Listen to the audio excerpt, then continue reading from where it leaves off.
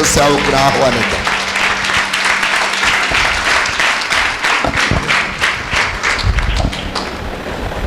దేవునికి మహిమ కలుగునుగాక. క్రీస్తునందు ప్రియమైన వారలారా,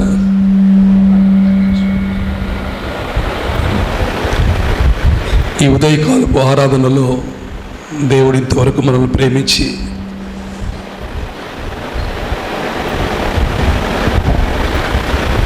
మనల్ని నడిపించిన దేవుడు నమ్మకమైన దేవుడు అయినా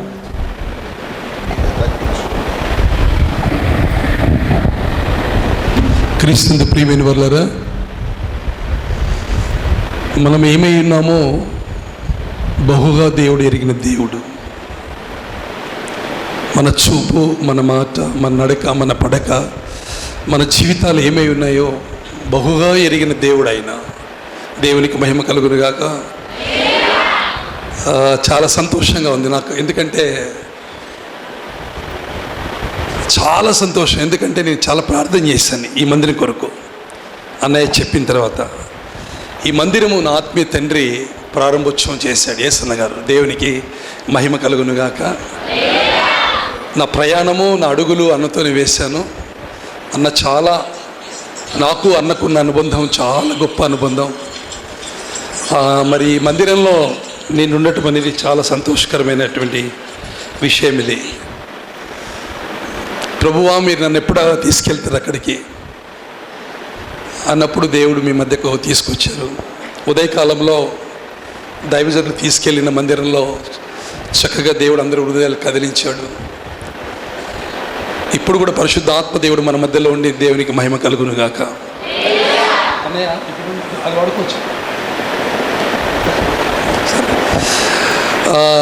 దేవుడు గొప్ప దేవుడు, మన దేవుడు మహిమగల తండ్రి, ప్రేమ కలిగిన దేవుడు. మొదటిగా నా దైవజనులు, పెద్దలు, అభిషక్తులైనటువంటి పరిశుద్ధరావు అన్నకు, అమ్మగారికి, తల్లిగారికి, అన్నగారికి ప్రభు పేరిట నేను శుభవందనములు తెలియపరుస్తున్నాను. అట్ ద సేమ్ టైం మీ చేర్చబడిన దైవజనంగమా మీ అందరికీ కూడా ప్రభు పేరిట శుభములు. నాతో పాటు జత పని వారైన పెద్దలు ఉంటున్నారు, వారికి కూడా ప్రభు పేరిట శుభములు తెలియపరుస్తున్నాను. సమయం ఎక్కువ తీసుకోనండి, నేను కొంచెం ఒక అన్నయ్య హాఫ్ అన్ అవర్లో అనుకున్నాను. ఎందుకంటే అక్కడ ఒక మందిరం ఉంది, బల్లారాధన ఉంది. ఉదయకాల సమయంలో కొంచెం సమయం కూడా కాలతీతం అయిపోయింది. త్వరగానే ముగిచ్చేస్తానండి. నేను ఎవరు కూడా బాధపడాల్సిన అవసరం లేదు, ఎవరు కూడా తొందరపడాల్సిన అవసరం లేదు. దేవునికి మహిమ కలుగునుగాక. హల్లెలూయా. మరి అన్నయ్య, నేను ఒకరోజు నాకు ఏ రీతిగా నాకు దేవుడు జతపరిచాడంటే, ఒకరోజు నేను బెడ్రూమ్లో ఉన్నప్పుడు ఫేస్బుక్లో చూశాను. మాట్లాడినప్పుడు ఆ రీతిగా మీ దగ్గర కనెక్ట్ అయినాము, మాట్లాడుకోవడం జరిగింది. నేను ఇంత తొందరగా మీ మధ్యకు వస్తానని ఊహించుకోలేదు. కానీ దైవజనులు ఎందుకో అన్నయ్య నేను మరి ఒకసారి సమయం వచ్చినప్పుడు పిలుద్దాం అనుకున్నాను అన్నప్పుడు, అన్నయ్య మీరు ప్రార్థన చేసి దేవుడు జవాబు ఇచ్చినప్పుడు మీరు పిలిస్తే నేను వస్తానని చెప్పాను. దేవునికి మహిమ కలుగునుగాక. అన్నయ్య ప్రార్థన చేసి నన్ను పిలిచారు, మీ మధ్యకి రావడం జరిగింది. ఇది దేవుడు పిలిచిన పిలుపండి. ఆయన సంకల్పంలో ఉన్నాం కాబట్టి ఆయన పిలుచుకున్నాడు. దేవునికి మహిమ కలుగునుగాక. హల్లెలూయా. ఆ తర్వాత ఆ రీతిగా రోజు మాట్లాడుకోవటం, పరిచర్య విషయంలో మాట్లాడుకోవటం, ఒకరినొకరు క్షేమాలు అడగటం, ఈ విధంగా ముందుకు వెళ్ళటం జరిగింది. దేవునికి మహిమ కలుగునుగాక. నాకు చాలా ఆశ ఉంది. ప్రేడితో చెప్పాను, ప్రేడిపాల్తో, అన్నా రేపు ఆదివారం ఆరాధనలో మన అన్నయ్య దైవజనులు, పరిశుద్ధమైన దైవజనులు యేసన్న గారు ప్రారంభించినటువంటి మందిరానికి వెళ్తున్నానన్నా, దైవజనులు పరిశుద్ధరావు గారు అన్నప్పుడు, అవునా పరిశుద్ధరావు గారు అనే పేరు విన్నాను అని చెప్పాడు ప్రేడిపాల్. ప్రేడిపాల్ ఎవరంటే యేసన్న గారి పెద్దన్న కొడుకు, జాన్ వెస్లీ ఏమో చిన్నన్నయ్య కొడుకు.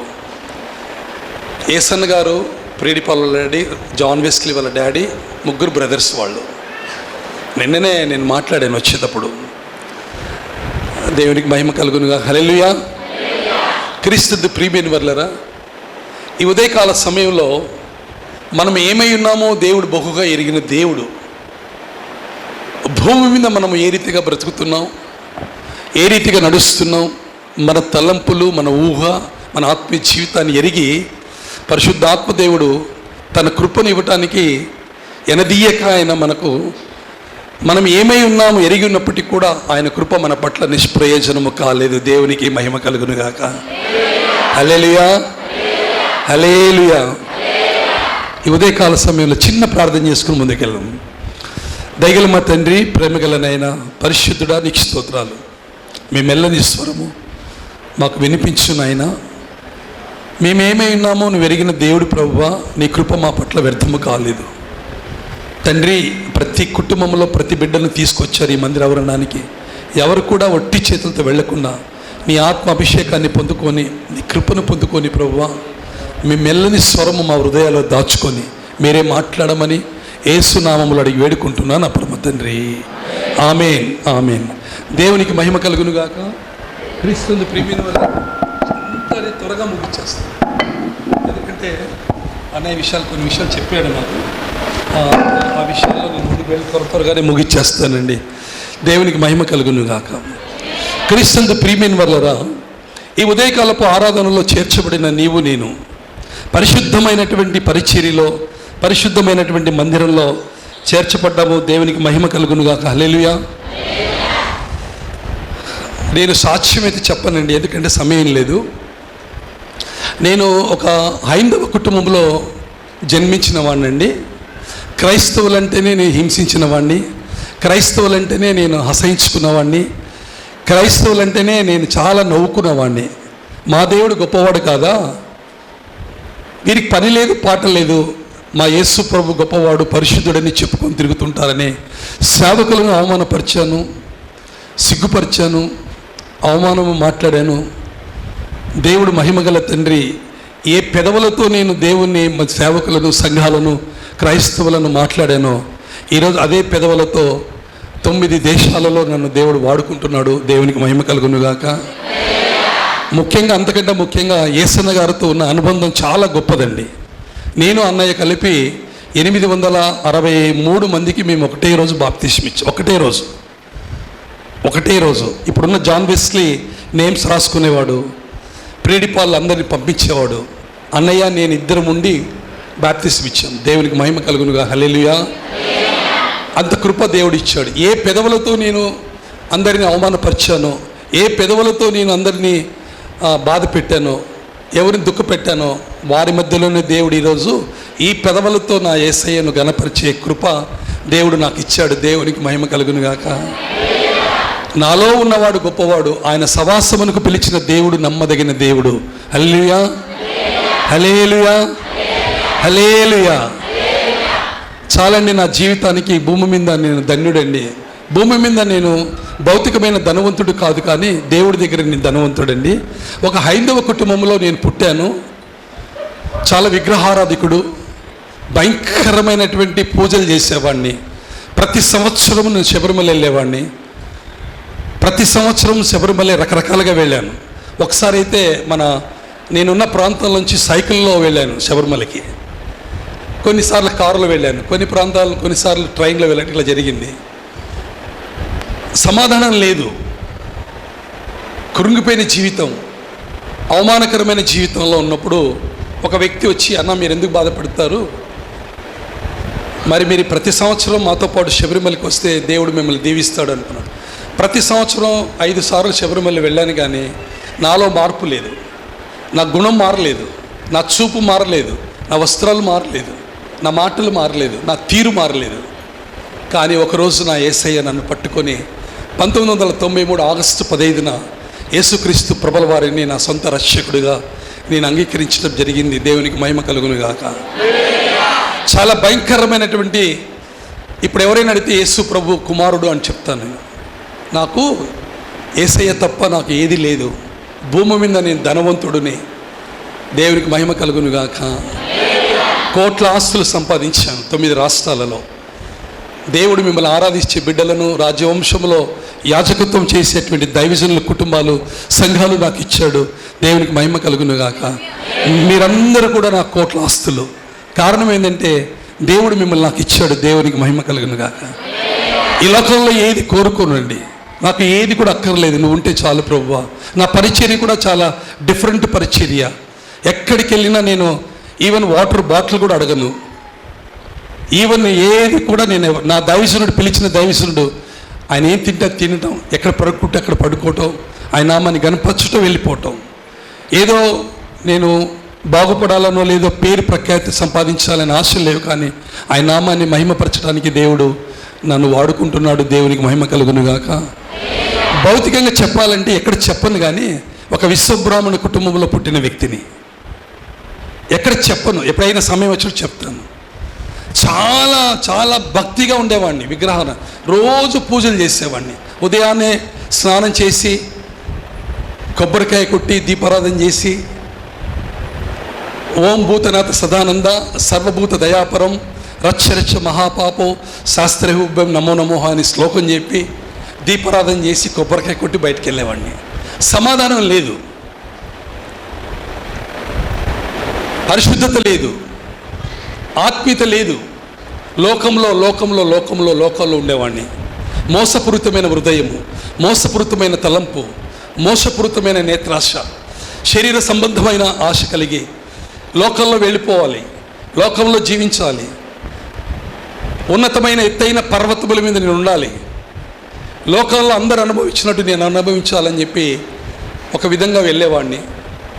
దేవుడు వాటి నుంచి తప్పించి ఈరోజు పరిశుద్ధమైనటువంటి మందిరంలో, పరిశుద్ధమైనటువంటి పరిచర్యలో కష్టపడి ప్రార్థన పూర్వకంగా కన్నీళ్లు కార్చి కట్టిన పరిచర్యలో దేవుడు నన్ను తీసుకొచ్చాడు. దేవునికి మహిమ కలుగునుగాక. హల్లెలూయా.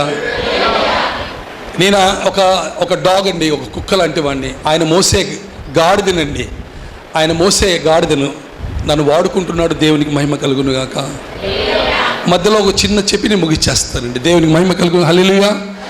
ఈ ఉదయకాల సమయంలో గమనించినట్టయితే మన జీవితాలలో మధ్యదశ, యవన దశ, వృద్ధాప్యం కలిగిన చిన్న పిల్లలు కానీ పెద్ద పిల్లలు కానీ మధ్యదశ, యవన దశ, వృద్ధాప్యంలో కలిగిన వారు ఎవరైనా సరే మన జీవితాలలో మనం ఏమై ఉన్నామో ఒకసారి గమనించినట్టయితే మనం ఎరుగుదము.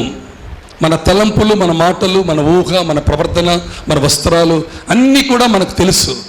మనం ఏ రీతిగా నడుస్తున్నాం, మనం ఏ రీతిగా ప్రవర్తిస్తున్నాం, ఏ రీతిగా దేవుని ఆరాధిస్తున్నాం, ఏ రీతిగా దేవుని స్తుతిస్తున్నాం, ఏ రీతిగా మనం సంఘ సవాసాలు ఉంటున్నాం, సంఘ పరిచర్యలు ఉంటున్నాం, పరిశుద్ధత అని మనం ఎరిగితే మనకు బాగా తెలుసు. క్రీస్తు దైవజనంగా మన జీవితంలో గమనించినట్టయితే ఎన్నెన్నో విషయాలు, దేవునికి అభ్యంతరకరమైనటువంటి విషయాలు మన జీవితంలో చాలా ఉన్నాయి. దేవుని ఆరాధించే బిడ్డల్లో ఉన్నాయి, దేవునిని మహిమపరిచేటువంటి కుటుంబాల్లో ఉంటున్నాయి, సంఘాల్లో ఉంటున్నాయి, సేవకుల్లో ఉంటున్నాయి. మన జీవితాలలో ఎన్నెన్నో అభ్యంతరకరమైనటువంటి విషయాలు మన జీవితంలో దాచబడి ఉన్నాయి. చాలా చాలా గమనించినట్టయితే మన జీవితంలో మనము అన్నీ ఉన్నాయి, మేము అన్నీ కలిగి ఉన్నాం, మాకేం కొదవలేదు. మేము అన్నిటిలో కూడా ఎత్తైనటువంటి పర్వతములో మేము నివసిస్తున్నాం. ఆస్తులున్నాయి, అంతస్తులున్నాయి, వాహనాలు ఉన్నాయి, పంట పొలాలు ఉన్నాయి, బంగ్లాలు ఉన్నాయి, కార్లు ఉన్నాయి, నగలు ఉన్నాయి, ఇవన్నీ ఉన్నాయని మనం అనుకుంటున్నాం. కానీ అయితే ఏవే విషయాలలో మనం అభ్యంతరం కలిగి ఉంటున్నామని ఒకసారి గమనించుకోవాలి. మన జీవితంలో ప్రభుని ఆరాధిస్తున్నటువంటి మనము, ప్రభుని మహిమపరుస్తున్న మనము, ప్రభుని స్తుతిస్తున్న మనము, మన జీవితాలలో ఆత్మీయ జీవితంలో అయితేనేమి, మన కుటుంబాల్లో అయితేనేమి, మన ప్రవర్తనలో అయితేనేమి, మన వస్త్రాల్లో అయితేనేమి, ఏ రీతిగా మన జీవితాలలో అభ్యంతరాలు కలిగి ఉన్నాయని మనము ప్రక్షాళన చేయాలి, పరిశీలన చేసుకోవాలి. చాలా అభ్యంతరకరమైనటువంటి మన జీవితాల్లో కలిగి ఉన్నాం. మనం భౌతికంగా మనం ఆలోచిస్తే నాకు అన్నీ ఉన్నాయి, ఆరోగ్యపరంగా బాగున్నాను, ఆర్థికంగా బాగున్నాను, ఆత్మీయ జీవితంలో బాగున్నాను, కుటుంబ వ్యవస్థలో నేను బాగున్నాను, మందిర ఆవరణలో నివసించే విషయంలో నేను బాగున్నాను, ప్రతి విషయంలో నేను బాగున్నానని అనుకోవచ్చు. లేదా నా జీవితంలో అధికారులు ఉన్నారు, నా జీవితంలో గొప్ప గొప్ప వ్యక్తులు ఉన్నారు, నా జీవితంలో ప్రధానులు ఉన్నారు, నా జీవితంలో రాజకీయవేత్తలు ఉన్నారు, నా జీవితంలో చాలా బలమైనటువంటి సాధనాలు నా కుటుంబంలో, నా జీవితంలో ఉన్నాయి, నాకు అధికారులు ఉన్నారు, నాకు అధికారం ఉన్నది, నాకు అన్నీ ఉన్నాయని ఒకవేళ మనం అనుకుంటే అది వ్యర్థమే. మన జీవితాలలో తెలుసో తెలియక మన జీవితంలో అభ్యంతరకరమైనటువంటి విషయాలు చాలా ఉన్నాయి. దేవునికి నచ్చని విషయాలు ఎన్నో ఉన్నాయి. దేవునిని మహిమపరిచే విషయాలలో నచ్చని విషయాలు, దేవునికి అయిష్టమైనటువంటి విషయాలు మన జీవితాలలో, మన నడకలో, మన పడకలో ఎన్నెన్నో ఉన్నాయి. ఒకటి కాదు, లెక్కకు మించిన అభ్యంతరాలు మన జీవితాల్లో ఉంటున్నాయి. దేవుని బిడ్డ, అభ్యంతరాలు లేవు అని చెప్పడానికి వీలు లేదు. మన మాటలో అభ్యంతరాలు, మన జీవితంలో అభ్యంతరాలు, మన వినికిడిలో అభ్యంతరాలు, మన ప్రవర్తనలో అభ్యంతరాలు, మన నడకలో అభ్యంతరాలు, మన పడకలో అభ్యంతరాలు, మన ఆరాధనలో అభ్యంతరాలు, మన ఆత్మీయ జీవితంలో అభ్యంతరాలు ఎన్నెన్నో కలిగి ఉన్నాం. ఈ ఉదయకాలపు ఆరాధనలో గమనించినట్టయితే నీవు నేను ధన్యుడు ధనిరాలు, దేవునికి మహిమ కలుగునుగా. హల్లెలూయా. ఉదయకాల సమయంలో దైవజనుడు ఒక మాట జ్ఞాపకం చేశారు నాకు. అక్కడ మార్చి 1వ తారీఖున ఛత్తీస్గఢ్ అనేటువంటి ప్రాంతము, ఒరిస్సా అనే ప్రాంతంలో అక్కడున్నటువంటి ప్రధానులైతేనేమి, అక్కడున్న గొప్ప వ్యక్తులైతేనేమి, అక్కడున్నటువంటి పెద్దలైతేనేమి, గవర్నమెంట్లో పరిపాలిస్తున్నటువంటి అధికారులైతేనేమి, రాష్ట్ర మంత్రులైతేనేమి, లేదా అధికారం కలిగిన వారందరూ కూడా మార్చి 1వ తారీఖున వారి జీవితాలలో అభ్యంతరకరమైన జీవితాలు హృదయంలో ఉన్నప్పటికీ కూడా మార్చి 1వ తారీఖున ఆ ఛత్తీస్గఢ్ అనే ఒరిస్సా ప్రాంతాన్ని, ఛత్తీస్గఢ్ అనే ప్రాంతాన్ని నిర్మూలన లేకుండా చేయాలి. సంఘాన్ని పడగొట్టాలి. దైవ సేవకులను కొలాప్స్ చేయాలి. దైవ సేవకుల కుటుంబాలను మనము చంపబడాలి. దేవుని ఆరాధించే బిడ్డలను పతనం చేయాలని కంకణం కట్టుకున్నారు. అయితే ఈ విషయం వారి నోట వీరి నోట పడిండిపోయి భూమి మీద ప్రత్యేకమైనటువంటి అనేకమైన సంఘాలు, అనేకమైన గ్రామాలు, సంఘాలు, ఏ భాష భేదము లేకుండా అపోస్తల కార్యములు 10:36లో చెప్పబడిన మాట ప్రకారం ఈజ్ యూనివర్సల్ గాడ్, ఆయనలో ఏ భేదము లేదు. ప్రపంచమంతా కూడా ప్రార్థన చేశారు. ఆ ప్రార్థన దేవుడు ఆలకించి వారి అభ్యంతరాలను తొలగించి అక్కడున్నటువంటి ఆ రాష్ట్రాన్ని పరిపాలిస్తున్న ముఖ్యమంత్రి గారు ఒక నిర్ణయం తీసుకున్నారు. ఇది చేయటం తప్పు, క్రైస్తవుల జోలికి మనం వెళ్ళకూడదు, మందిరాలను పడగొట్టకూడదు, ఏ సేవకులను ఇబ్బంది పెట్టకూడదు, ఏ విశ్వాసాలను ఇబ్బంది పెట్టకూడదు, మారణ భయమును తొలగించాలి, రక్తపాతమును తొలగించాలని తీర్మానం చేసుకొని అక్కడున్న ముఖ్యమంత్రి గారు ప్రతిపాదన చేసినట్టుగా నేను విన్నాను. ఉదయకాల సమయంలో నా దైవజనులు అన్నయ్య నాకు జ్ఞాపకం చేశాడు. ఓ దైవజనంగమా, ఈరోజు చేర్చబడి దేవుని మందిరంలో ఈ పరిశుద్ధమైన స్థలములలో నిలబడి నువ్వు దేవునిని ఆరాధించి, దేవునిని మహిమపరిచి, దేవుని స్తుతిస్తున్నావంటే దేవుని కృపయే. దేవుని కృప లేకపోతే ఒక క్షణమైనా భూమి మీద మన బ్రతకలేం బిడ్డ. దేవునికి మహిమ కలుగునుగాక. ఆయన ప్రేమ చాలా గొప్పది. ఆయన ప్రేమ చాలా వర్ణనాతీతము. ఏ దేశం వెళ్ళినా, ఏ ప్రాంతానికి వెళ్ళినా, ఏ భాష వారి మధ్యకి వెళ్ళినా, ఏ రాష్ట్రానికి వెళ్ళినా, ఏ తెగల వారి మధ్యకి వెళ్ళినా యేసు ప్రభుల వారి ప్రేమ అతి పరిశుద్ధమైన ప్రేమ. దేవునికి మహిమ కలుగునుగా. హల్లెలూయా. ఆ ప్రేమే దైవజనుల మధ్యలోకి తీసుకొచ్చింది. ఆ పరిశుద్ధతయే ఈ మందిరంలో నిలబెట్టింది. దేవునికి మహిమ కలుగునుగాక. నేను గొప్పవాడి కాదు, కానీ మనలో ఉన్నవాడు, ఆయన సవాసమునకు పిలిచిన దేవుడు నమ్మదగినవాడు. దేవునికి మహిమ కలుగునుగాక. ఒకసారి గట్టిగా చప్పట్లు కొట్టి దేవుని మహిమ పరుద్దాం. ఆయన నమ్మదగిన దేవుడు. ఆయన పిలుపుకు లోబడేటువంటి మనసు కలిగి ఉండాలి. ఆ పిలుపుకు లోబడి నువ్వు జీవించాలంటే మన జీవితంలో ఏవేవి అభ్యంతరకరమైన విషయాలు, దేవునికి నచ్చని విషయాలు, దేవునికి దుఃఖకరమైన విషయాలు, దేవుని బాధ పెట్టే విషయాలు, దేవునికి ఎదురాడేటువంటి హృదయం మనలో ఉన్నట్టయితే అభ్యంతరాలు ఉన్నట్టే. దేవునికి మహిమ కలుగునుగాక. నువ్వు దేవుని ఆరాధిస్తున్నావు, దేవుని మహిమపరుస్తున్నావు, సంఘములో పరిచర్య చేస్తున్నావు, సువార్తను ప్రకటిస్తున్నావు, దేవుని మహిమపరిచి దేవుని స్తుతించి మా ఆరాధిస్తున్నావు. కానీ కొన్ని మన జీవితాలు తెలుసో తెలియకో కొన్ని అభ్యంతరాలు ఉంటున్నాయి. ఎందుకంటే మనం పరిశుద్ధురాలు కాదు, పరిశుద్ధుడు కాదు. కానీ కొన్ని సందర్భాలలో ఆయనకి ఆయాసకరమైనటువంటి అభ్యంతరాలు మన జీవితంలో ఉండలేవు అని చెప్పడానికి వీలు లేనే లేదు. ఆయన ఒక్కడే పరిశుద్ధుడు, ఆయన ఒక్కడే పరమ తండ్రి, ఆయన ఒక్కడే నీతిమంతుడు, ఆయన ఒక్కడే సమస్తమును సృష్టించిన దేవుడు. ఆకాశమును, భూమిని, సర్వమానవాళిని, మధ్యదశ, యవన దశ, వృద్ధాప్యము, స్త్రీ పురుషులు, అవయములు, చూపు, మాట, గాలి, వర్షము, చీకటి, శ్వాస, రక్తమాంసములు, ఈ శరీరము, ఈ నడక, ఈ మాటలు, ఈ వినికిడి అన్నీ కూడా సమస్తాన్ని యూనివర్సల్గా ప్రపంచంలో ప్రతి జాతులను నిర్మించిన పరమ తండ్రి యేసుక్రీస్తు ప్రభుల వారు. దేవునికి మహిమ కలుగునుగాక. హల్లెలూయా, హల్లెలూయా.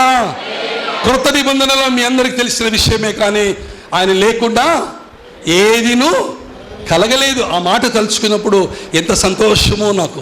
నేను కలిగి ఉన్నానంటే నీ కృప ఒక్కటే ప్రభువా. ఈరోజు నీ ప్రేమను పొందుకున్నానంటే నీ కృప ఒక్కటే ప్రభువా.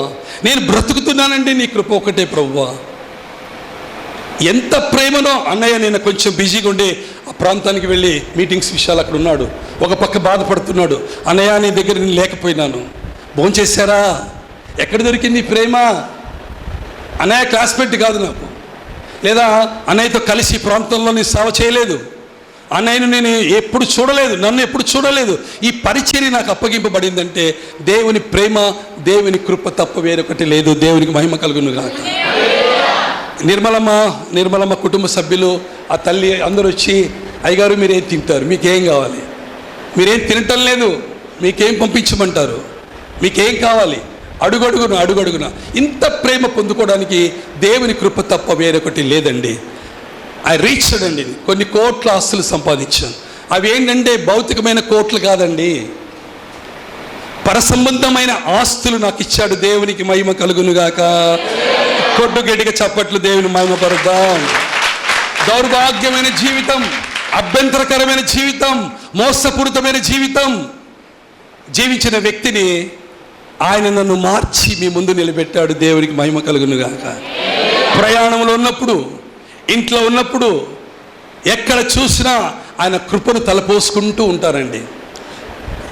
ఎంత గొప్ప దేవుడు ప్రభువా. ఇలాగ ప్లేట్లో పెట్టుకొని తింటుంటే, అయ్యా ఈరోజు మీరు నాకు ఆహారం ఇచ్చారయ్యా. పిల్లలకు కూడా ఇంట్లో చెప్తుంటాను, ఆహారం కూడా వేస్ట్ చేస్తే నేను ఒప్పుకోనండి, ఆహారం కూడా వేస్ట్ చేస్తే ఒప్పుకోను. ఒకవేళ పొరపాటుగా తినేటప్పుడు కింద పడితే అది నాకు చాలా ఇష్టం, దాన్ని తీసుకొని చేతిలో పెట్టుకొని ప్రార్థన చేసుకొని మళ్ళీ ఆహారం తీసుకుంటాను. దేవునికి మహిమ కలుగునుగాక. ఓ దైవజనంగమా, లేఖనాలు వింటున్న నీవు నేను, మనందరికి కూడా మన జీవితంలో అభ్యంతరాలు లేవు చెప్పడానికి వీలు లేదు. నీ జీవితంలో ఏవేవి అభ్యంతరకరమైనటువంటి పరిస్థితులు ఉన్నాయో ఒకసారి పరిశీలన చేసుకుందాం. నీ జీవితంలో ఏవి అడ్డొస్తున్నాయో నువ్వు అనుకోవచ్చు. కానీ మందిరంలో ప్రశాంతంగా నేను కూర్చున్నాను, ప్రశాంతమైన వాతావరణంలో నేను ఉంటున్నాను, ప్రశాంతమైన వాతావరణంలో దేవునికి నేను మొరపెడుతూ వస్తున్నాను, దేవుని ఆరాధిస్తున్నాను.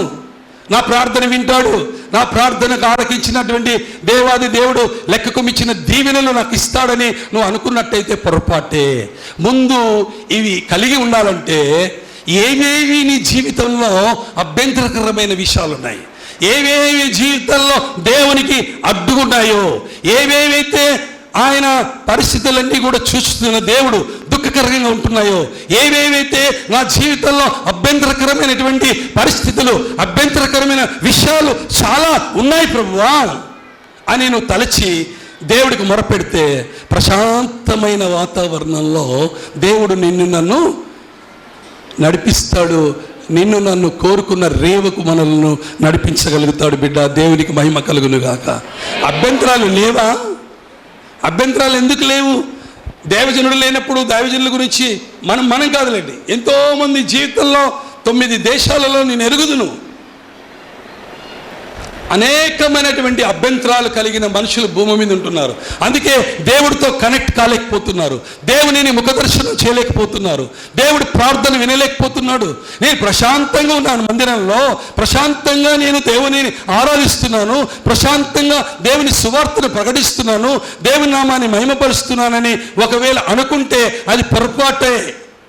అభ్యంతరమైనటువంటి జీవితంలో చాలా ఉన్నాయి.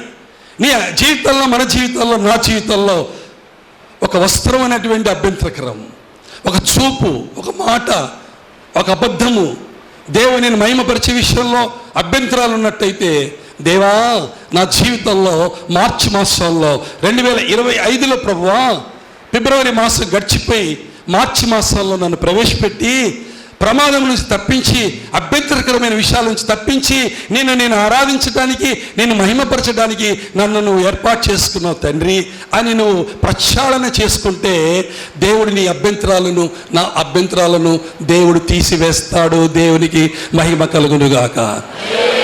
క్రీస్తు త్వరగా ముగిచ్చేస్తానండి. కొద్దిగా ఆలస్యమైన ప్రభు పేరిట నా దైవజనులు మీరందరూ క్షమించాలి. అన్నయ్య ఒక మాట చెప్పాడు, అది అభిషేకంతో వచ్చే మాటలండి. గంటల తరబడి వాక్యం చెప్పగలుగుతానండి. గంటల తరబడి, రోజుల తరబడి, రాత్రింబగళ్ళు వాక్యం చెప్పే కృప దేవుడు నాకు. నేను గొప్పవాడిని కాదు, నేను ఆయన మోసే గాడిదను. దేవునికి మహిమ కలుగునుగాక. క్రీస్తు ప్రియమైన వాళ్ళరా, అభ్యంతరాలు కలిగి ఉన్న జీవితంలో దేవునిని మహిమపరచలేవు. అభ్యంతరం కలిగిన జీవితాలలో, అభ్యంతరకరమైనటువంటి, ఆయాసకరమైనటువంటి, దేవునికి అడ్డొచ్చే విషయాలు నీలో నాలో ఉన్నాయంటే దేవుని మహిమను కోల్పోతావు, దేవుని అభిషేకాన్ని కోల్పోతావు, దేవుడిచ్చిన కృపను కోల్పోతాం. కానీ ఈ ఉదయకాలపు ఆరాధనలో మార్చి మాసం 2వ తేదీలో ప్రవేశపెట్టబడిన నీవు నేను అభ్యంతరాలు ఏవేవైతే మన జీవితంలో ఉన్నాయో వాటిని తొలగించుకోవాలి. దేవునికి మహిమ కలుగునుగాక. నా జీవితంలో అనేకమైనటువంటి అభ్యంతరకరమైన జీవితం నాది. నా జీవితం అంతా కూడా మెడికల్ కాలేజ్లో డాక్టరు, నేను మెడిసిన్ చేయలేదు కానీ అక్కడ ఉండే వాళ్ళు అనుకునేవాళ్ళు ఈయన కూడా మెడిసిన్ డాక్టర్ చేస్తున్నారు. ఎందుకంటే మన రాష్ట్రాన్ని పరిపాలిస్తున్న Sailajanath education minister is also doctor. డాక్టర్లతో తిరిగేవాడిని. జాగ్రత్తగా వినాలి. రాత్రింబగళ్ళు మెడికల్ కాలేజీలో కర్నూలులో ఉండేవాడిని. రాత్రింబగళ్ళు కామెంట్ చేసేవాడిని. రాత్రింబగళ్ళు ఒకరోజు వెళ్ళి ఆ పీసీ క్వార్టర్స్లో స్త్రీలు, చిన్న చిన్న యవనస్తులు, పిల్లలు ఆ పీజీ క్వార్టర్స్లో డాక్టర్ కోసం మెడిసిన్ చేసి పీజీకి వెళ్ళి ఆ పీజీ క్వార్టర్స్లో వెళ్ళి ధైర్యంగా ఆ డోర్లు కొట్టి కామెంట్ చేసేవాడిని. పడుకుంటే అసలు భయపడేవారు పిల్లలు, ఆడపిల్లలు. దౌర్భాగ్యమైన జీవితం, అభ్యంతరకరమైన జీవితం, ఆయాసకరమైన జీవితం. పోలీసులు వెంబడించిన రోజులున్నాయి.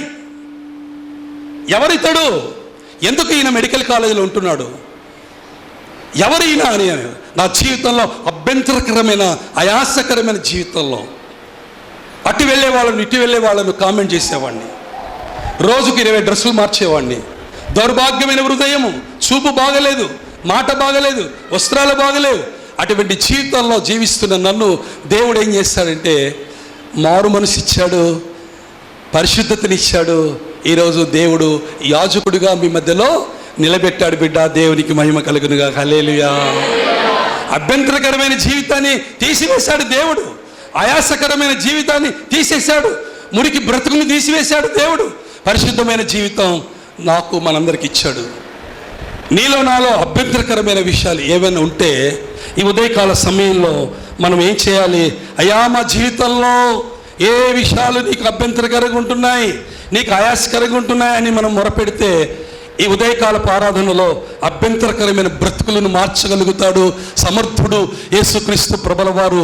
ఈదా గోత్రపు సింహము అయినా, పరలోకపు తండ్రి అయినా, నజరేయుడైన యేసుక్రీస్తు ప్రభుల వారైనా మన బ్రతుకులను మార్చగలుగుతాడు. అభ్యంతరకరమైన జీవితాలు అలాగే ఉంచుకుంటే నువ్వు దేవుని మహిమను చూడలేవు, దేవుని పరిశుద్ధతను నువ్వు చూడలేవు. బిడ్డ, దేవుని యాత్రలో ముందుకు సాగలేవు. ఈ ఉదయకాలపు ఆరాధనలో అభ్యంతరకరమైన జీవితాలు మనం తీసేసుకుందాం. ఒక మిషనరీ ఉన్నారండి. 2 విషయాలు ఉదాహరణకు చెప్పి ఒక వాక్యం చూపించి నేను ముగిస్తానండి. బల్లారాధన కూడా ఉంది కాబట్టి. ఒక ప్రాంతంలో ఒక మిషనరీ ఉన్నారు. వృద్ధాప్యం కలిగిన మిషనరీ, మంచి సేవకుడు, పరిశుద్ధమైన సేవ చేసేవాడు. ఎక్కడో దూర ప్రాంతం నుంచి ఒక ప్రాంతంలో, అడవి ప్రాంతంలో, ఆయన ఏజెన్సీ ప్రాంతంలో సేవ చేసేటువంటి దైవజనులు. ఉదయం నుంచి రాత్రి వరకు కరపత్రాలు, ఇంటింటి సువార్త, సర్వ సమాజంలో వెళ్ళి సర్వసత్తులోకి నడిపించడానికి దేవుడు ఆయనని ఏర్పాటు చేసుకొని వృద్ధాప్యం వరకు, కడవరి వరకు కూడా ఆయన సేవలో ముందుకెళ్ళిపోయాడు. ఒకరోజు వచ్చింది, జాగ్రత్తగా వినాలి. ఒకరోజు వచ్చింది, ఆ మిషనరీగా ఉన్నటువంటి దైవజనుడు ఒక ప్రాంతంలో ఆయన ఆ పనిని తుదుముట్టించి రిటైర్డ్ అయిపోయాడు. ఆయన వయసులో పెద్దవాడు అయిపోయాడు, వృద్ధాప్యం కలిగి ఉన్నాడు ఆయన. ఆ సమయంలో ఎక్కడైతే సేవ పరిచర్య చేశారో, ఎక్కడైతే అడవి ప్రాంతంలో సేవ పరిచర్య చేశాడో, ఎక్కడైతే వాక్య పరిచర్య చేశాడో, ఆ ప్రాంతంలో మా దైవజనులు ఈరోజు రిటైర్డ్ అయిపోయినాడు కదా అనేసి, మమ్మల్ని, మా బ్రతుకులు మార్చిన దేవుడు, మా జీవితాలలో ఏ విషయాలన్నీ అభ్యంతరకరమైన విషయాలు ఉన్నాయో వాటిని ప్రక్షాళన చేసినటువంటి మా దైవజనుడు రిటైర్డ్ అయిపోతున్నాడని అందరూ కూడా, ఆ ప్రజలంతా కూడా ఆ దైవజనులు కూర్చోపెట్టి సన్మానం చేసి వారికి ఆయనకు గుర్తుగా అడవి ప్రాంతంలో వారు వేటకు వెళ్ళేవారు. జాగ్రత్తగా వినాలి. అడవి ప్రాంతంలో వేటకు వెళ్ళేవారు. ఆ వేటకు వెళ్ళినప్పుడు ఒక విల్లు తీసుకొని ఆ విల్లుతో వారు ఆ పక్షులను, తర్వాత రెండోదిగా జీవం కలిగినటువంటి ప్రాణులను చంపేవారు, వాడుకునేవారు. మన దైవజనుడికి ఇస్తే బాగుంటుంది, ఇంతకాలము మన దైవజనుడు మనలో సేవ చేశాడు, మన బ్రతుకులు మార్చాడు, మన జీవితాన్ని మార్చాడు కదా అని ఆలోచించుకొని ఆ గ్రామం అంతా కూడా ఒక విల్లు తయారు చేసి ఆ విల్లు ఆ వ్యక్తికి ప్రజెంట్ చేశారు, మిషనరీకి ఇచ్చారు. ఆ మిషనరీకి ఇచ్చినప్పుడు తన కుమారుడు, ఏకైకైన ఒక కుమారుడు ఉన్నాడు, ఆయన పెద్ద కుమారుడు, ఆయన కూడా దేవుని సేవలో ఉంటున్నాడు. తీసుకొచ్చి ఆ విల్లుని తీసుకొచ్చి ఆ వాల్కు పెట్టారు. ఆ ఇంటిలో ఆ వాల్కు దాన్ని అలంకరించబడ్డది. జాగ్రత్తగా వినాలి. ఆ విల్లు అందులో ఈ వాల్కు పెట్టి అలంకరించుకొని అక్కడ పెట్టిన తర్వాత ఆ గృహంలో ఉన్న వాళ్ళు ఏ రోజు కూడా దాన్ని పరిశీలన చేయలేదు. ఏమి ఇందులో అభ్యంతరకరమైన విషయం ఉందని గమనించలేదు వారు.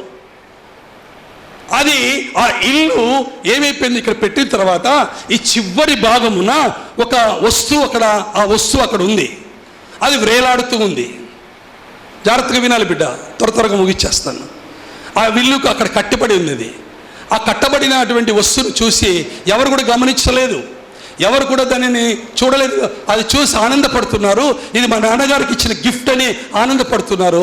ఆ ఇంటిలో పెద్ద ఆవరణంలో వంచి వాళ్ళకు డెకరేట్ చేశారు అదండి. ఒకరోజు ఈ కుమారుడు కూడా దైవజనుడు కాబట్టి ఏజెన్సీ ప్రాంతం నుంచి ఒక దైవజనుడు వచ్చాడు. ఆ సోఫాలో కూర్చున్నారు, స్నాక్స్ తీసుకున్నారు, అన్నీ అయిపోయినాయి, క్షేమాలు మాట్లాడుకున్నారు. అన్నీ ఆనందంగా మాట్లాడుకున్న తర్వాత ఆయన, ఈ మిషనరీ దైవజనుడు కాలతీతం అయిపోయి వెళ్ళిపోయాడు.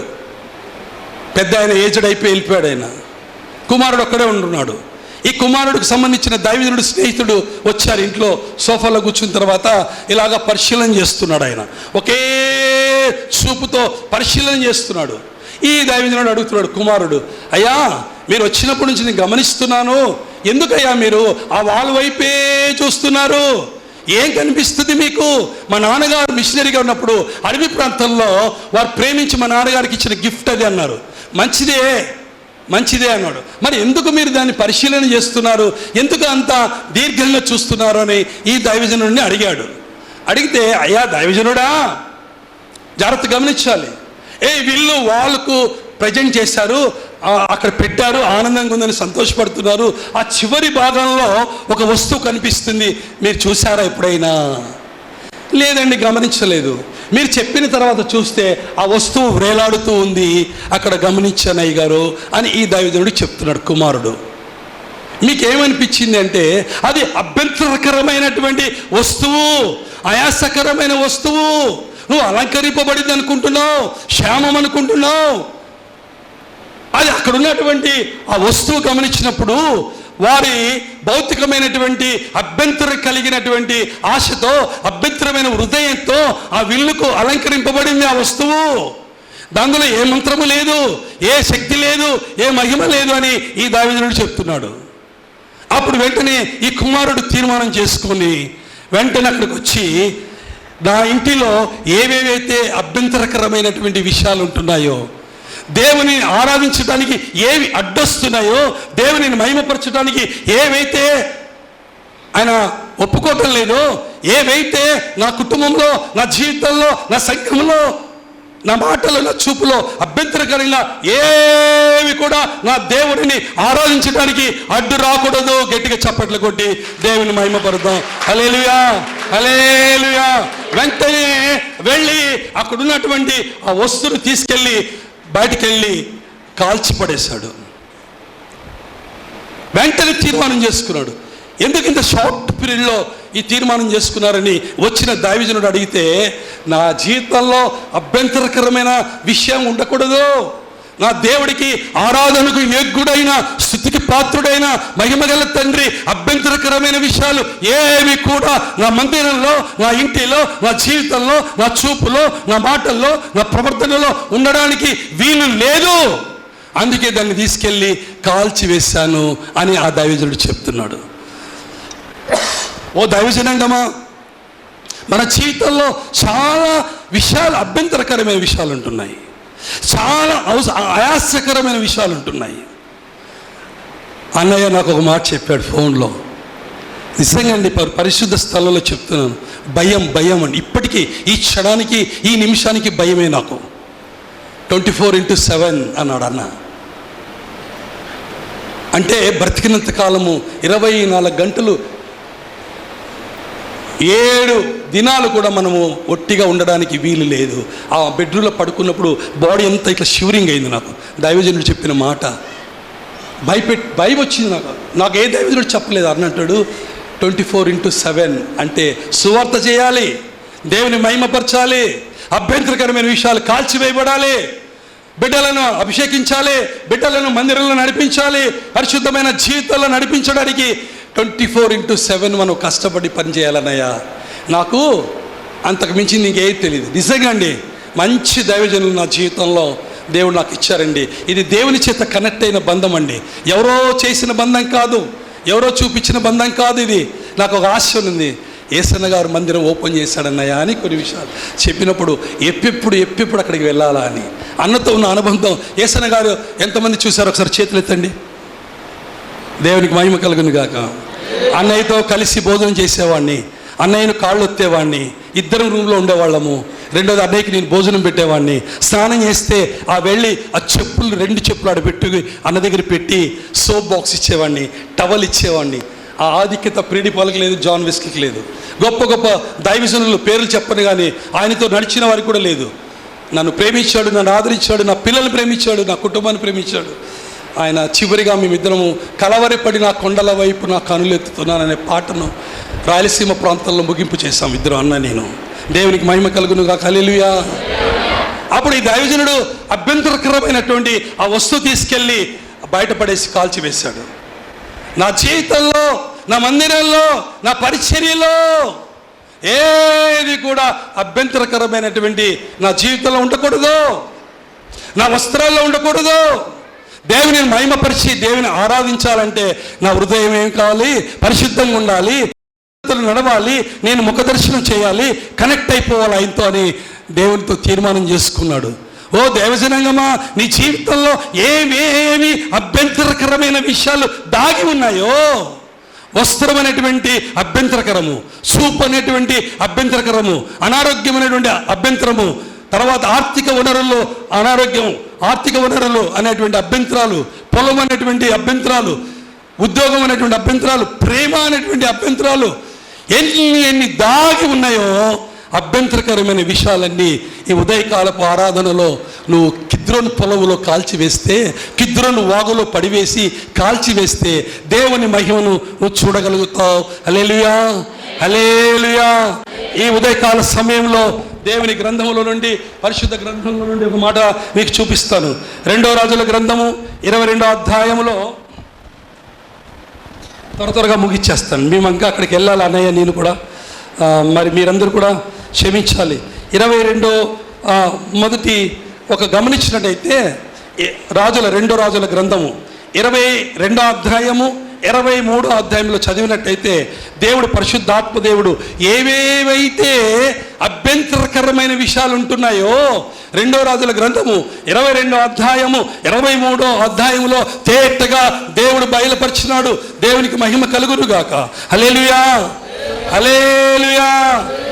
ఈ ఉదయకాలపు ఆరాధనలో నీ జీవితంలో రాజుల గ్రంథం 22వ అధ్యాయము 23వ అధ్యాయంలో చెప్పబడిన వచనాలన్నీ కూడా అవలంబించుకొని నువ్వు ముందుకు వెళితే దేవుడు నీ జీవితంలో కలగజేసేటువంటి ఏవేవైతే అభ్యంతరకరమైన విషయాలు ఉన్నాయో ఆయన తీసుకెళ్లి కిద్రోను వాగులో పడివేసి కిద్రోను పొలములో కాల్చివేసి దేవుడు నిన్ను అభిషేకించి దేవుడు మహిమగల తండ్రి నిన్ను కోరుకున్న రేవుకు నడిపించగలుగుతాడు బిడ్డ. హల్లెలూయా, హల్లెలూయా. ఈ ఉదయకాల సమయంలో గమనించినట్టయితే 2వ రాజుల గ్రంథం 22 మొదటి వచనం చదవండి. మనష్షే ఏలన ఆరంభించినప్పుడు ఒకటి గమనించాలి. యూదారాజు గారు అక్కడ యూదారాజు పరిపాలించాడు రాజ్యాన్ని. 2వ రాజుల గ్రంథము 22వ అధ్యాయము ప్రారంభ వచనం చదువు తల్లి బంగారు. స్పష్టంగా అర్థవంతంగా చదవండి. నాకు అమ్మా చదువు తల్లి. మైక్ తీసుకుని బాగా చదువు తల్లి బంగారు. యోషియా ఏలన ఆరంభించినప్పుడు చూడు, జాగ్రత్తగా వినాలి. 2వ రాజుల గ్రంథం 22వ అధ్యాయము మొదటి ప్రారంభ వచనంలో మెస్సీయా ఏలిన ఆరంభించినప్పుడు వాడై యెరూషలేమునందు 31 సంవత్సరములు ఏలెను. ఎప్పుడు ఏలాడైనా? ఎంత వయసు ఆయనకి చెప్పండి తల్లి బంగారు. 8 సంవత్సరాలు కలిగినటువంటి బాలుడు ఆయన యెరూషలేమునందు 31 సంవత్సరములు ఏలెను. దేవునికి మహిమ కలుగును గాక. ఈ యూదారాజు రాజు పరిపాలిస్తున్న సమయంలో ఏమైందంటే 8 సంవత్సరాలు కలిగిన అబ్బాయి ఆయన రాజు. ఈ 18 సంవత్సరాలు రాజ్య పరిపాలన చేశాడు ఆయన. ఈ 8 సంవత్సరాలు ఈ 18 సంవత్సరాలు 2 క్లబ్ చేస్తే ఎంత అవుతుందండి? చెప్పు తల్లి. 8 ఒక 18 ఎంత అవుతుంది అమ్మా? గట్టిగా చెప్పండి నాకు. 26 సంవత్సరాలు వయస్సు కలిగినటువంటి రాజు రాజ్యాన్ని పరిపాలన చేస్తున్నాడు అక్కడ. అంతకుముందు ఎంతోమంది రాజులు పరిపాలన చేశారు. ఎంతోమంది పరిపాలన చేసినప్పుడు ఆనందం లేదు, సమాధానం లేదు, కృప లేదు, మహిమ లేదు. అయితే ఈ రాజు పరిపాలించిన సమయానికి ఈ 26 సంవత్సరాలు వయసు వచ్చేపాటికి ఎంతో అనుభవం కలిగిన ఈ రాజుగా ఉన్నాడు ఆయన. ఈ రాజు 26 సంవత్సరాల వయసు వచ్చేంత వరకు అప్పుడప్పుడు అడుగులు వేస్తున్నాడు. 8 సంవత్సరాల్లో కూడా బాలుడున్నప్పుడు రాజ్య పరిపాలన చేశాడు, కానీ జ్ఞానం లేకపోయింది. పెరిగే కొద్దీ జ్ఞానం పెరిగింది. అప్పుడు రాజు ఆలోచించాడు.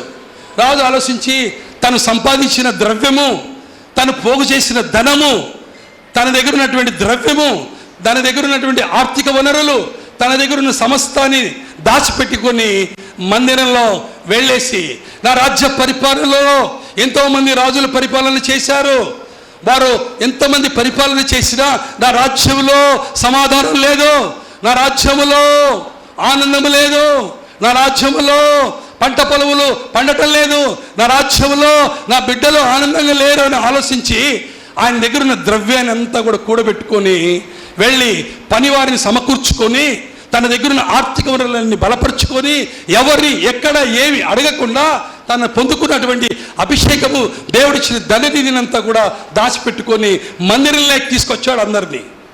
మందిరంలోకి తీసుకొచ్చిన తర్వాత మందిరంలో ఎక్కడైతే శిథిలమైపోయిందో, ఎక్కడైతే ఆ మందిరము పడిపోయిందో, ఎక్కడైతే ఆ మందిరము పనికిరాని మందిరంగా ఉంటుందో, ఏవైతే అభ్యంతరకరమైన విషయాలు ఉంటున్నాయో ఈ పనివారిని పిలిపించి వెంటనే ఆ పనివారితో చెప్పాడు, ఈ మందిరమును బాగు చేయండి, ఈ మందిరము దేవుని ఆరాధించే స్థలం ఇది, అభ్యంతరకరమైన విషయాలు ఈ మందిరంలో చాలా ఉన్నాయి, దేవునికి విరోధమైనటువంటి పనులు చాలా ఉన్నాయి, అదో ఈ ద్రవ్యం నా దగ్గర ఉంది, ఈ ఆర్థిక వనరులు నా దగ్గర ఉన్నాయి, మీరు తీసుకొని అందరిని పిలుచుకొచ్చి ఈ మందిరాన్ని సుందరంగా తీర్చిదిద్దండి, పరిశుద్ధమైన మందిరంగా తయారు కావాలి. ఇంతకు మునుపు పరిపాలించిన రాజులకి ఎవరికి కూడా ఈ అవకాశం రాలేదు. ఎందుకు నా రాజ్యంలో పరిపాలన సరిగా లేదు, ఎందుకు నా బిడ్డలు ఆనందంగా లేరు, ఎందుకు కోరుకున్న రేవుకు నడవటం లేదు, ఎందుకు మా ప్రార్థనలు ఆలకించటం లేదంటే మా మందిరంలో అభ్యంతరకరమైన విషయాలు చాలా ఉన్నాయి. మందిరము పాడైపోయింది, మందిరము బాగు చేసే రాజు ఎవరు లేరు ఇక్కడ. అని నాకు కలిగినదంతా కూడా ఆ దాచిపెట్టుకున్న ధనాన్ని తీసుకొచ్చి అందరినీ పిలిచాడు. అయితే ఆ వస్తువులను తీసిపోయి బయటపడేశారు. ఆ ఉపకరణాలన్నీ కూడా తయారు చేసినవన్నీ బయటపడేశారు. మందిరాన్ని క్లీన్ అండ్ గ్రీన్ చేశారు, ప్రక్షాళన చేస్తూ వచ్చారు. ఈ సమయంలో ఆ సమయంలో అక్కడ చేస్తున్నటువంటి ఒక వ్యక్తికి ధర్మశాస్త్రమైనటువంటి గ్రంథం దొరికింది. జాగ్రత్తగా వినాలి. ఆ గ్రంథం దైవ గ్రంథంలో ఉంది, మీరు ఇంటికి వెళ్ళి చదువుకోండి. 22వ అధ్యాయము 23వ రాజుల గ్రంథం 2వ రాజుల గ్రంథం చదివితే అక్కడ అర్థమవుతుంది ఏవేవి అభ్యంతరకరమైన విషయాలు ఉన్నాయి, ఏవైతే ఆయాసకరమైన విషయాలు ఉన్నాయి, ఏవైతే దేవునికి కనెక్ట్ కాలేని విషయాలు ఉంటున్నాయి, దేవుడితో మాట్లాడలేని అడ్డొస్తున్నటువంటి జీవితంలో అభ్యంతరకరమైన విషయాలు మన జీవితాల్లో ఉన్నాయి అని తెలుసుకోవాలంటే 2వ రాజుల గ్రంథము 22వ అధ్యాయము ప్రారంభ వచనం 19వ వచనం 23వ అధ్యాయంలో చదివితే తేటగా దేవుడు నీతో నాతో మాట్లాడుతాడు. దేవునికి మహిమ కలుగునుగా. హల్లెలూయా. వెళ్ళాడు మందిరంలో, క్లీన్ అండ్ గ్రీన్ చేశాడు. సుందరమైన పరిశుద్ధాత్మ మందిరంగా తీర్చిదిద్దుపడ్డాది. ఉదయకాల సమయంలో దైవజనం తీసుకెళ్ళినప్పుడు ఉండడానికి అన్న ఇల్లు కట్టుకోలేదు, కానీ నేను అన్నను పొగుడుతున్నాను కాదు. ఆ ఇల్లు అమ్మవాళ్ళు ఉన్న ఇల్లే ఎంత ప్రశాంతత ఉంది తెలుసండి. పరిశుద్ధాత్మ దేవుడు ఆ స్థలంలో ఉన్నారండి. గట్టిగా చప్పట్లు కొట్టి దేవుని మహిమపరుద్దాం. ఆనందము ఆనందము ఆనందము ఆనందం ఆనందం. మందిరం చూస్తే ఎంత సుందరంగా ఎంత పరిశుద్ధంగా ఉంది తెలుసండి. అన్నయ్య మందిరానికి ఇల్లు కట్టుకోలేడా? మంచి ఇన్నోవా కారు కొనుక్కోలేడా? మంచి షూట్లు వేయలేడా? ఎందుకు ఆయన కలిగిన ద్రవ్యానంతా కూడా ఖర్చు పెట్టి ఆత్మల భారం కలిగి సభలు పెట్టి దేవుని వాక్యం ప్రకటించి ఇంటింటి సువార్త చేసి అనేక రాష్ట్రాలు, అనేక దేశాలు, అనేక భాషల వారి మధ్యలో దేవునితో కనెక్ట్ అయ్యి ఆత్మల భారం కలిగి ఎందుకు దైవజనుడిని ఏర్పాటు చేసుకున్నారంటే తల్లి గర్భములో రూపింపబడక మునిపే దేవుడు తన హృదయాన్ని ఎరిగి, తల్లి హృదయాన్ని ఎరిగి జతపరిచి పరిశుద్ధమైన పరిచర్య హోలీ మినిస్ట్రీని అన్న చేతిలో పెట్టాడు. గట్టిగా చప్పట్లు కొట్టి దేవుని మహిమపడదాం. హల్లెలూయా. ఈ గ్రంథము పరిశుద్ధ గ్రంథం ఆ వ్యక్తికి దొరికింది. ఆ పరిశుద్ధ గ్రంథం అక్కడ రాయబడింది. ఏమని రాయబడిందంటే ప్రధాన యాజకుడైన చదువు తల్లి పేరు అది చదువమ్మా. 6వ వచనం చదువు తల్లి, లేదా 5వ వచనం చదవండి. 22:5 త్వరగా సహకరించండి నాకు. యెహోవా మందిరపు పనికి అమ్మ తల్లి బంగారు మైక్ తీసుకురా నాన్న, మైక్ తీసుకురా నాన్న. యెహోవా మందిరపు పనికి అధికారులై పని జరిగించు వారి చేతికి ఆ ద్రవ్యమును అప్పగించిన తర్వాత యెహోవా మందిరమందలి ఇప్పుడు వినాలి. యెహోవా మందిరమందలి శిథిలైన స్థలములను బాగు చేయుటకై యెహోవా మందిరపు పని చేయు కూలివారికి వారు దానిని ఇవ్వవలెననియు వడ్ల వారికి. ఇప్పుడు చూడాలి, తన ద్రవ్యాన్ని ఏం చేస్తాడు దైవజనుడు రాజు? ఎవరిని పిలిపించారు? ఎక్కడొచ్చింది ద్రవ్యము? ఎవరిచ్చారు? దేవుడిచ్చినది.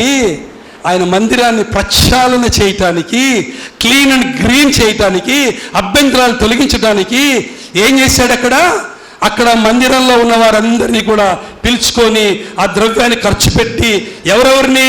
వడ్లవారిని, శిల్పకారకులను, చదువుతలి మందిరమును బాగు చేయటానికి మ్రానులేమి చెక్కిన రాళ్ళేమి కొనుటకును ఇవ్వవలని తెలియజెప్పాను. ఆ అధికారులు నమ్మకస్తులని వారి చేతికి ద్రవ్యమును గురించి అప్పగించిన ద్రవ్యమును గురించి వారి యొద్ద లెక్క పుచ్చుకొనకుండిరి. అంతటా ప్రధాన యాజకుడైన ఇప్పుడు వినాలి, అంతటా ప్రధాన యాజకుడైన హిల్కీయా యెహోవా మందిరమందు ధర్మశాస్త్ర గ్రంథమందు దొరికినని సఫాను అని శాస్త్రితో చెప్పి ఆ గ్రంథము షాఫాసానులు. దేవునికి మహిమ కలుగును గాక.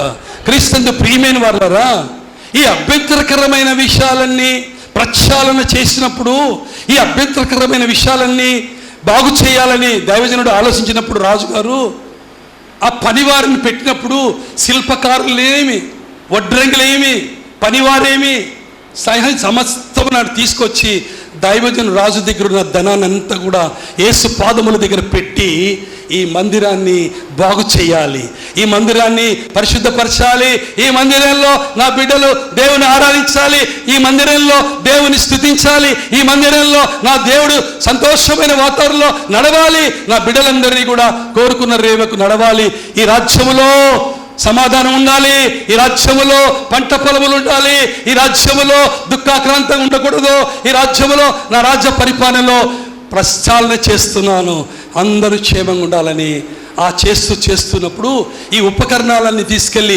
బయట పారవేసినప్పుడు వెతుకుతున్నప్పుడు ఒక ధర్మశాస్త్ర గ్రంథము దొరికింది.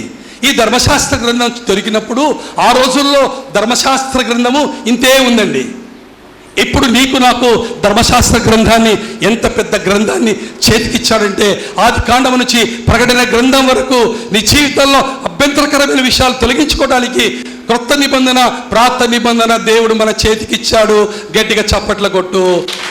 నేను బాగు చేయటానికి దేవుని సేవకులు ఇచ్చాడు, నీ కన్నీళ్ళు తొడవటానికి దేవునిని సహచరితలైనటువంటి ఇచ్చాడు, నేను హెచ్చరించడానికి, ఒకరినొకరి పురిగొలకు పుడడానికి మందిరం ఇచ్చాడు. దేవుడు నిన్ను ప్రేమించడానికి పరిశుద్ధాత్మ దేవుడిగా నీకున్నాడు. ఆ రోజు రాజుకు దొరికిన గ్రంథము ఇంత గ్రంథము. అప్పుడు వెళ్ళి ఆ ప్రధాన యాజకుడు వెళ్ళి శాస్త్రి దగ్గరికి వెళ్ళి ఈ గ్రంథం ఇచ్చి, ఈ శాస్త్రి గ్రంథాన్ని తీసుకెళ్ళి రాజు దగ్గరికి వెళ్ళాడు. రాజు ఏం చేశాడంటే ఈ గ్రంథాన్ని చదివి వినిపించమన్నాడు. చదివి వినిపించిన తర్వాత అప్పుడు ఆయన మనోనేత్రాలు తెరవబడ్డాయి. ఈ గ్రంథంలో ఉన్నటువంటి వాక్యాన్ని దారబోసినప్పుడు, ఈ వాక్యం తన హృదయంలో దాచుకున్నప్పుడు వెంటనే నా జీవితంలో, నా రాజ్యంలో, నా మందిరంలో అభ్యంతరకరమైన విషయాలు చాలా ఉన్నాయి. ఏవేవైతే అభ్యంతరంగా ఉన్నాయో వాటన్నీ తీసి పడివేసి కిద్రోను పొలములో పడివేసి, కిద్రోను వాగులో పడివేసి వాటిని కాల్చివేయమని చెప్పాడు. మందిరం తయారైంది, పరిశుద్ధమైన మందిరం తయారు చేశాడు. పరిశుద్ధమైనటువంటి ఆత్మలు సంపాదించి దేవుని ఆరాధించే భాగ్యము ఆ రాజు పొందుకున్నాడు. దేవునికి మహిమ కలుగునుగాక. మన జీవితంలో అభ్యంతరకరమైనటువంటి దైవదూతలు ఉంటున్నాయి, అభ్యంతరకరమైనటువంటి విగ్రహాలు ఉంటున్నాయి, మన జీవితంలో అభ్యంతరకరమైనటువంటి బలిపీఠాలు ఉంటున్నాయి, విగ్రహాలు ఉంటున్నాయి. మన జీవితంలో వాటినన్నీ కూడా నువ్వేం చేయాలి? క్లీన్ అండ్ గ్రీన్ చేయాలి. క్లీన్ అండ్ గ్రీన్ కాదు, ప్రక్షాళన చేయాలి. వాటిని పారద్రోయాలి, వాటిని కాల్చివేయాలి. ఎక్కడ కాల్చివేయాలి? వాక్యంలో రాయబడింది, కిద్రోను పొలములో, కిద్రోను వాగులో పడివేయాలి. అప్పుడే నువ్వు దేవుని మహిమను చూడగలుగుతావు, దేవుని రాజ్యంలో చేర్చబడతావు. నీకు కలిగిన ద్రవ్యాన్ని ఏం చేయాలి? అభ్యంతరకరమైన విషయాలకు వాడబడాలి. మందిరం బాగు చేయాలి, మందిరాలు కట్టబడాలి. ఎంతమందికి సాక్ష్యం చెప్తానంటే, నేను ఆ రాయలసీమ ప్రాంతంలో నా దైవజనుడి గురించి చెప్తాను. అన్నయ్య టార్గెట్ 100 సంఘాలు. అందరూ అనుకుంటారు ఫారిన్ ఏడు ఉంది, ఫారిన్ నుంచి డబ్బులు వస్తాయి, అందుకే ఇన్ని మందిరాలు కడుతున్నాడు, అందుకే ఇంత లగ్జరీగా ఉంటున్నారు, అందుకే ఇన్ని సభలు పెడుతున్నాడు. కాదు కాదు కాదు కాదు కాదు కాదు దేవుడిచ్చిన ద్రవ్య ధననిధి దైవజనులతో ఉంది. గట్టిగా చప్పట్లు కొట్టు, దేవుని మహిమపరచు. హల్లెలూయా. 100 మంది సేవకులను చేయాలి, 100 మంది మందిరాలు కట్టాలి. ఆ మందిరంలో దేవుడు స్తుతింపబడాలి, ఆరాధింపబడాలి. నా టార్గెట్ ఇది. నా కుమారన్న ఇంటింటి సువార్త చేయాలి. నేను చాలండి. మన జీవితంలో ఆ రాజు విషయంలో 8 సంవత్సరాలు కలిగినప్పుడు పట్టాభిషేకం జరిగింది. 18 సంవత్సరాల వయసు వచ్చేంత వరకు పరిపాలన చేశాడు. ఈ 8, 18 కలిపితే ఏమవుతుంది? 26 సంవత్సరాలు. 26 సంవత్సరాల వయసు కలిగిన రాజుకు జ్ఞానం రాలేదు. అప్పుడు ప్రక్షాళన చేయబడ్డాడు, పరిశోధింపబడ్డాడు, దేవుని చేత ఆశీర్వదింపబడ్డాడు. అయ్యో, నా దగ్గర ఉన్న ద్రవ్యమంతా కూడా నేను తీసుకెళ్ళిపోవాలి, నా దగ్గర ఉన్నటువంటి ధననిధిని అంతా కూడా యేసు పాదముల దగ్గర పెట్టాలి, నా ధననిధి అంతా కూడా నా యేసయ్య కొరకు పెట్టాలి, నా మందిరమును బాగు చేయాలి, నా మందిరంలో అలంకరింపబడాలి, నా మందిరంలో పరిశుద్ధాత్మ దేవుడు ధవళ సింహాసనం వేసుకొని రాజుగా, చక్రవర్తిగా, లోకానికి చక్రవర్తిని దేవుడు ఆ సింహాసనం ముందు కూర్చోవాలి. ఆయన నేను ఆయన చూడాలి. నా రాజ్యంలో ఎక్కడ కూడా కన్నీళ్లు కరవకూడదు, ఎవరు కూడా వేదన పడకూడదు. ఏ రాజు పరిపాలించినప్పుడు కూడా ఆ విధంగా లేదు. కానీ ఇంక నుంచి నా బిడ్డలు సుఖ సంతోషాలతో ఉండాలని రాజు తీర్మానం చేసుకున్నాడు. దేవునికి మహిమ కలుగునుగా. హల్లెలూయా, హల్లెలూయా. క్లీన్ అండ్ గ్రీన్, ప్రక్షాళన చేయబడాలి. నీవు నేను క్లీన్ అండ్ గ్రీన్లో వెళ్ళిపోవాలి. దేవునికి మహిమ కలుగునుగాక. హల్లెలూయా. ఏవేవైతే అభ్యంతరకరమైన విషయాలు మన జీవితంలో ఉన్నాయో, ఏవేవైతే మన జీవితంలో ఆయాసకరంగా ఉన్నాయో ఖర్చు పెట్టు. నీవు దేవునికి నీ హృదయమైనటువంటి అర్పణలతో దేవునికి ఖర్చు పెట్టు.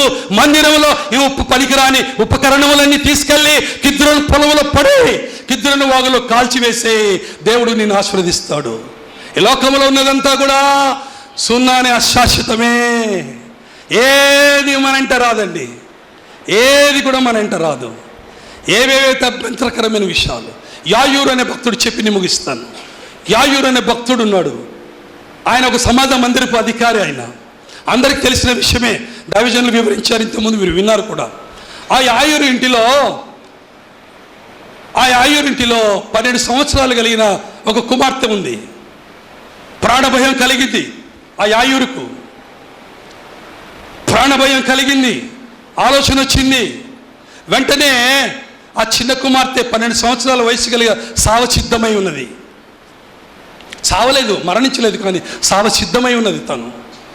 అప్పుడు యేసు ప్రభు ఈ ప్రాంతానికి వస్తున్నాడని ఆయన ఎరిగి వెంటనే వెళ్ళిపోయి ఎదురుపడ్డాడు. ఆయన ఆశ ఏంటంటే యేసు ప్రభు వచ్చి నా కుమార్తె పైన తల వంచి మా ఇంట్లో ఉండి ప్రార్థన చేస్తే నా కుమార్తె బ్రతుకుతుంది, నా యేసయ్య నా దగ్గరికి రావాలి, నా యేసయ్య నా ఇంటిలో అడుగు పెట్టాలి, నా యేసయ్య నా కుమార్తెను ప్రాణభయం తొలగించి ఆయన వస్తే నా కుమార్తె బాగుంటుంది, ఆయన చెయ్యి పడితే చాలు అని ఆశ కలిగి ఉన్నాడు. వెళ్ళాడు, ఈ యాయూరు వెళ్ళాడు, ప్రభు దగ్గరికి వెళ్ళాడు. వెళ్ళి అందరు అక్కడ ఉన్నవారు అంటున్నారు, అభ్యంతరకరమైన ప్రజలు ఆయన చుట్టూ ఉన్నారు, ప్రభు చుట్టూ ఉన్నారు అందరూ. ఒకరేమో ఎందుకు నువ్వు సావసిద్ధమైనటువంటి వ్యక్తి, ఎందుకు నువ్వు ప్రభువుని బాధ పెడుతున్నావు, ఎందుకు నువ్వు దుఃఖ పెడుతున్నావు, ఎందుకు ఆయనను వెంబడిస్తున్నావు అని కొంతమంది అంటున్నారు. కొంతమంది ఏమంటున్నారంటే ఆయనను బాధ పెట్టొద్దు, ఇబ్బంది పెట్టొద్దు అని కొంతమంది అంటున్నారు. అప్పుడు యేసు ప్రభు యాయూరు దగ్గరికి వెళ్ళి ఆయన మాట విని ఈ ఆశగున్న ప్రాణమును తృప్తిపరచడానికి యేసయ్య హృదయంలో వారికి ఇంటికి వెళ్ళి ఆ కుమార్తెను, సావసిద్ధమైన కుమార్తెను నేను బ్రతికించాలి, ప్రాణం పెట్టాలి, అభిషేకించాలి నా బిడ్డలను, నా వెలుగంతా కూడా యాయూరు గృహంలో ప్రకాశింపబడాలని తలంపుతో ఈయన ఉన్నాడు. అప్పుడు యాయూరింటికి యేసు ప్రభు తిన్నంగా వెళ్ళిపోయాడు. వెళ్ళిన తర్వాత మార్క్స్ వార్తలో మాట రాయబడింది. మార్క్స్ వార్త 5వ అధ్యాయము 40 వచనంలో రాయబడింది. చదవక్కర్లే, ముగిచ్చేస్తున్నాను. మార్క్స్ వార్త 5:40లో 41 ఉంటుందన్నమాట. వెంటనే యేసు ప్రభు వెళ్ళాడు. వెళ్ళిన తర్వాత ఇప్పుడు చాలా జాగ్రత్తగా వినాలి. యేసు ప్రభు తలంపు ఏంటంటే ఈ గృహంలో ఆశీర్వాదం ఇవ్వాలి, ఈ గృహంలో ఈ కుటుంబంలో హృదయ వేదన తొలగించాలి, సంతోషకరమైన వాతావరణం ఇవ్వాలి, నా చూపు వారింట్లో ఉండాలి, నా వెలుగు వారింట్లో ఉండాలి, నా పరిశుద్ధత వారింట్లో ఉండాలని ఈయన ఆలోచిస్తూ ఉన్నాడు. ప్రభు వెళ్ళాడు. ప్రభు వెళ్ళి అక్కడ 3 వ్యక్తులు మాత్రమే తీసుకెళ్ళాడు లోపలికి. యాయూరు మాత్రమే ఉన్నాడు. మిగతా వారందరినీ కూడా బయట పెట్టారు. ఇప్పుడు జాగ్రత్తగా వినాలి. అక్కడ చాలామంది అభ్యంతరకరమైన మనుషులు ఉంటున్నారు. హేళన చేసేవారు ఉన్నారు, గోల చేసేవారు ఉన్నారు, నవ్వేవారు ఉన్నారు, తర్వాత ఏడ్చేవారు ఉన్నారు, నవ్వుకుంటున్నారు, హేళన చేస్తున్నారు, తర్వాత యేసుని అపహసించుకున్నారు.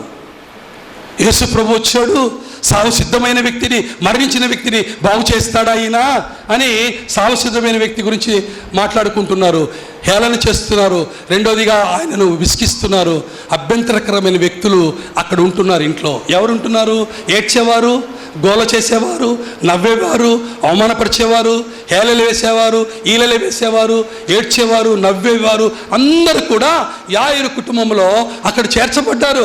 కానీ యేసు ప్రభు మాత్రమేంటి ఈ కుటుంబాన్ని బాగు చేయాలి, సావసిద్ధమైనటువంటి 12 సంవత్సరాల కుమార్తెను నేను బాగు చేయాలి అని ఆలోచనతో వస్తే ఈ అభ్యంతరకరమైన విషయాలు అక్కడ ఉంటున్నాయి యాయూరింట్లో. అప్పుడు వెంటనే వీరందరినీ కూడా అభ్యంతరము కలిగినటువంటి జీవితంలో జీవిస్తున్న వారు, ఈ మాట్లాడిన వారందరినీ కూడా ప్రక్షాళన చేసి పరిశోధించి వీరందరినీ కూడా బయటికి పంపించేస్తాడు. గట్టిగా చప్పట్లు కొట్టి దేవుని మహిమపరుద్దాం. హల్లెలూయా, హల్లెలూయా, హల్లెలూయా. ఎవరెవరిని అందరిని నవ్వేవారును, ఏడ్చేవారును, ఏలన చేసేవారిని, యేసుక్రీస్తు ప్రభుల వారిని అపహసించి ఇతను యేసు ప్రభు అయినా సావసిద్ధమైనటువంటి ఈ అవనస్త్రాలను బ్రతికించగలుగుతాడా అని అపహసిస్తున్నారు. అక్కడ వీళ్ళందరినీ కూడా బయటికి పంపించేస్తాడు. ఈ మున్సిపాలిటీ చెత్త అందరినీ పంపించేస్తాడు. వెళ్ళిన వెంటనే అక్కడ ఎవరున్నారు? పేతురు, యాకోబు, యోహాను ముగ్గురున్నారు. వెళ్ళాడు, సావసిద్ధమైనటువంటి బిడ్డ దగ్గరికి వెళ్ళాడు. వెళ్ళి ఈ కుమార్తె మరణించలేదు, కానీ ఈ కుమార్తె బ్రతికున్నది, చిన్నదానా నువ్వు లేయి పైకి అన్నప్పుడు వెంటనే ప్రాణ భయం తొలగిపోయి మారా అనుభవం నుంచి మధురలోకి నడిచి ఆ కుటుంబంలో దేవుడు క్లీన్ అండ్ గ్రీన్ చేశాడు. ఎప్పుడు చేశాడు క్లీన్ అండ్ గ్రీను? అభ్యంతరకరమైన విషయాలు తీసి బయట పారేస్తాడు యేసు ప్రభు. పాడేసిన వెంటనే సావసిద్ధమైన వ్యక్తి ప్రాణ భయమును తొలగించుకొని ప్రాణాపాయం నుంచి లేచి, ఈమె చిన్నది మరణించలేదు, కానీ ఈమె బ్రతికే ఉన్నది, ఈమెకు ఆహారము పెట్టండి అని చెప్పాడు. ఈ విషయము ఎవ్వరికి కూడా తెలియకూడదు అని చెప్తాడు ప్రభు. దేవుడికి మహిమ కలుగునుగాక. ఈ విషయంలో, నా విషయంలో అభ్యంతరకరమైన విషయాలు నీ జీవితంలో, నా జీవితంలో ఉంటే నీ జీవితంలో ప్రక్షాళన చేయబడాలి. క్లీన్ అండ్ గ్రీను ధర్మశాస్త్రమును నువ్వు ధ్యానించాలి, ధర్మశాస్త్రమును పరిశీలన చేయాలి, ధర్మశాస్త్రమందు నువ్వు ఆనందించాలి, ధర్మశాస్త్రంలో గుప్తమై ఇమిడి ఉండాలి. నువ్వు కష్టం వచ్చినా, దుఃఖం వచ్చినా, బాధ వచ్చినా, వేద వచ్చినా అభ్యంతరకరమైన విషయాలని ప్రక్షాళన చేసి క్లీన్ అండ్ గ్రీన్ చేసి కిద్రోను పొలములో నువ్వు పడేసి కిద్రోను వాగులో కాల్చివేస్తే దేవుడు అభ్యంతరకరమైన విషయాలను తొలగించి పరిశుద్ధపరుస్తాడు. బిడ్డ పరిపూర్ణతనిస్తాడమ్మా. ఎవరు కూడా పరిపూర్ణత ఇవ్వలేడు భూమి మీద. దేవునికి మహిమ కలుగునుగా. హల్లెలూయా. మన జీవితంలో ఏవేవి అభ్యంతరకారాలు ఉంటున్నాయి వాటిని తీసేద్దాం. ఈ ఉదయకాలపు ఆరాధనలో దేవుడు క్లీన్ అండ్ గ్రీన్ కోరుకుంటున్నాడు, ప్రక్షాళన కోరుకుంటున్నాడు. అభ్యంతరకరమైన విషయాలు తొలగించుకుందాం. అయ్యా, నా జీవితంలో చాలా ఉన్నాయి ప్రభువా, వాటిని తీసే ప్రభువా అని అడుగుదాం. మన మధ్యలో దైవజనులు ముందున్న కార్యక్రమాన్ని నడిపించి ప్రార్థనలో ఈ వాక్యం వినికిడిలో దీవించునుగాక. హల్లెలూయా, హల్లెలూయా. ఒక మాట చెప్పి నేను అయ్యగారికి ఇచ్చేస్తానండి. నా జీవితంలో అభ్యంతరకరమైన చాలా విషయాలండి. మోహపు చూపు, దొంగపు మాటలు, వస్త్రమైనటువంటి అభ్యంతరకరము, ధనాశ, నేత్రాశ, అబద్ధము, ఎన్నెన్నో నా జీవితంలో ఎప్పుడైతే నేను ప్రక్షాళన చేసుకొని క్లీన్ అండ్ గ్రీన్ చేసుకున్నానో దేవుడు నన్ను మీ ముందు పనికొచ్చే ఆయన మోసే గాడిదిగా మీ ముందు నిలబెట్టాడు. పరిశుద్ధుల మధ్యలో నిలబెట్టే భాగ్యం దేవుడు ఇచ్చాడు. దేవుడికి మహిమ కలుగునుగాక. హల్లెలూయా. దేవుని చిత్తమైతే మరొక పర్యాయం నేను ప్రభువుని ఎలా నమ్ముకున్నానో మరొకసారి వచ్చినట్టు చెప్తానండి. దేవునికి మహిమ కలుగునుగాక. నా జీవితంలో అభ్యంతరకరమైన విగ్రహాలు తీసేశాను.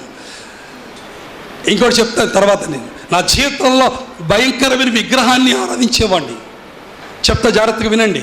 నేను ప్రభు దగ్గరికి వెళ్ళిపోతే మీ మధ్యలోకి నేను రాలేనండి. భయంకరమైన విగ్రహారాధన చేసేవాడిని, భయంకరమైన విగ్రహాన్ని ప్రేమించేవాడిని. ఆ విగ్రహాన్ని ఏం చేశాడు దేవుడు? క్లీన్ అండ్ గ్రీన్ చేసి కట్ చేశాడు. పిచ్చోడులాగా అర్థం కాదు. దైవజనులు పట్టుకొని ఏడ్చేవాడిని. అన్నయ్యా, ఎందుకు ఏడుస్తాడు కుమార్ అని అర్థం కాదు.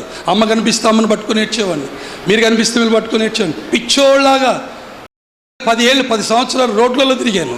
పిచ్చోళ్ళలాగా రోడ్లు తిరిగాను.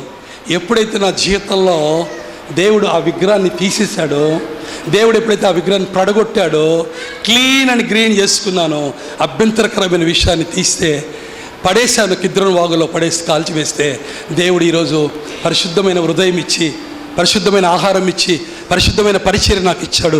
దేవుడు ఈ మాటలు వినికిలో దీవించునుగాక. హల్లెలూయా, హల్లెలూయా, హల్లెలూయా, హల్లెలూయా.